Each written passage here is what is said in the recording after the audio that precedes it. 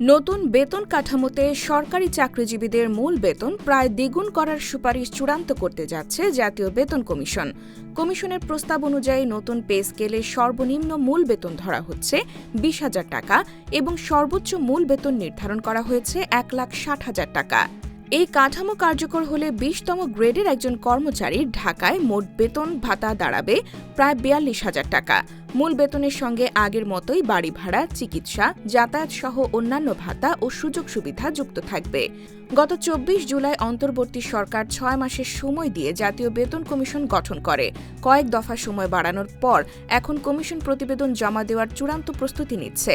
কমিশনের এক সদস্য জানান, বর্তমানের মতোই ২০টি গ্রেড বহাল থাকবে, তবে সর্বনিম্ন ও সর্বোচ্চ বেতনের অনুপাত ১:৯ থেকে কমিয়ে ১:৮ করার প্রস্তাব দেওয়া হচ্ছে।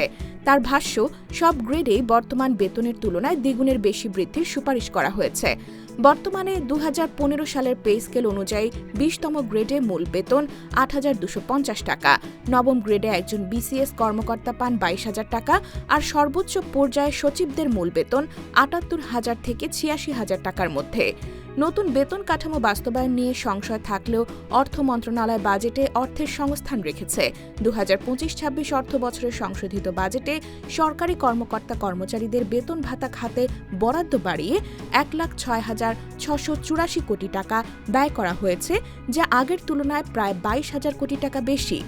অর্থ বিভাগের এক কর্মকর্তা জানান, মূল বেতন বা ভাতার যেকোনো একটি জানুয়ারি থেকে বাস্তবায়নের লক্ষ্য ধরে এই বরাদ্দ দেওয়া হয়েছে। বাকি অংশ পরবর্তী সরকারের সিদ্ধান্তের উপর নির্ভর করবে।